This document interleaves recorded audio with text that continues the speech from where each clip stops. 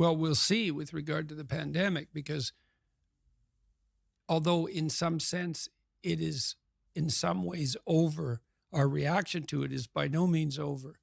And part of the reason that we overreacted, I would say, so precipitously to it is that we were unprepared for such things in our naivety. And then we rushed to imitate a totalitarian society in the immediate aftermath of the pandemic emergence. And that's something that everybody should think about a lot. And we're not done with all that totalitarian nonsense yet.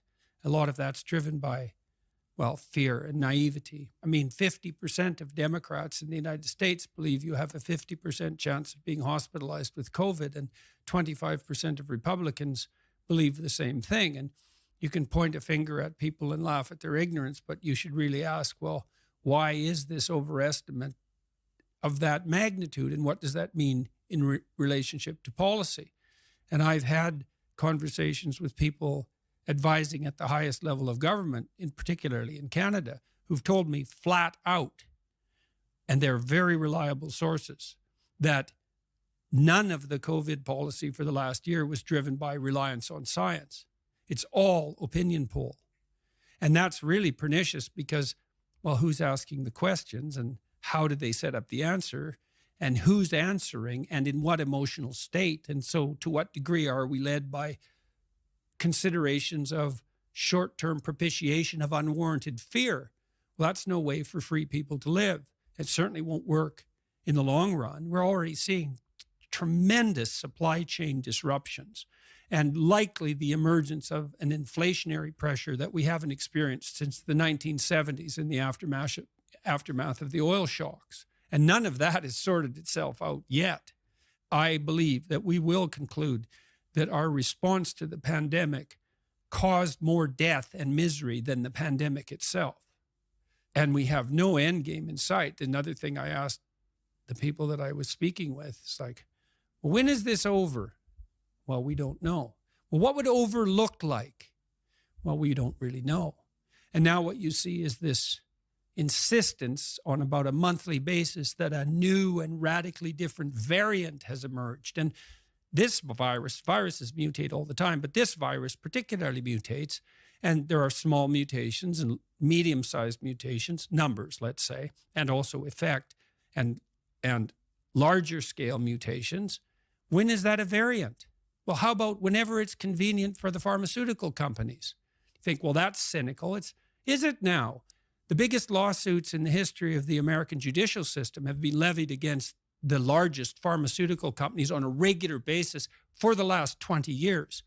And since when has it been a proposition of the political left that pharmaceutical companies necessarily have our best interests in mind? Now, I'm not particularly cynical about pharmaceutical companies. I think they have a hard job, both in terms of research and development and marketing and sales. And they're going to do what they can to market and sell.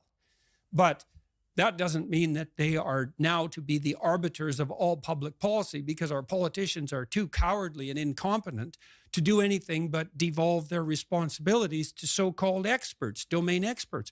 Politics is not public health. That's medicine. Politics is the art of analyzing the entire situation and charting a course forward, all things considered. And for politicians to trot out the experts and say, follow the science, just means that they've abdicated their own responsibilities. And I think it's appalling. I mean, I'm not convinced that the evidence that masks work is scientifically credible. It's certainly at least doubtful. And that's just masks. I read a paper the other day suggesting that to prevent the transmission of one case of COVID, you have to lock down 1,000 people. Like, how is that justifiable? Especially given that the mortality rate of COVID is actually quite low, unless you have a pre-existent health problem, particularly obesity, and although old age also qualifies, as it does for most diseases, but not all. And with regards to, let's say, the issue of child vaccination, it's like children have an unbelievably tiny chance of dying from COVID. I don't think there's any scientific justification for immunizing children under 12. Now, at least it's debatable, and I'm not a domain expert, although I'm a decent scientist and I know how to read the research material. And so,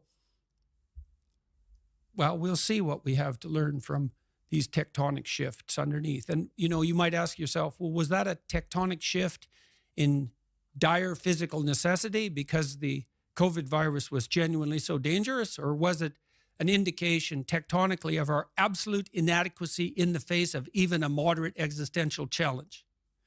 And maybe it's a little column A and a little column B, Se você gostou do vídeo, dê aquela paulada no botão do like. E se quiser dar uma força, se inscreva no canal. Muito obrigado e até a próxima!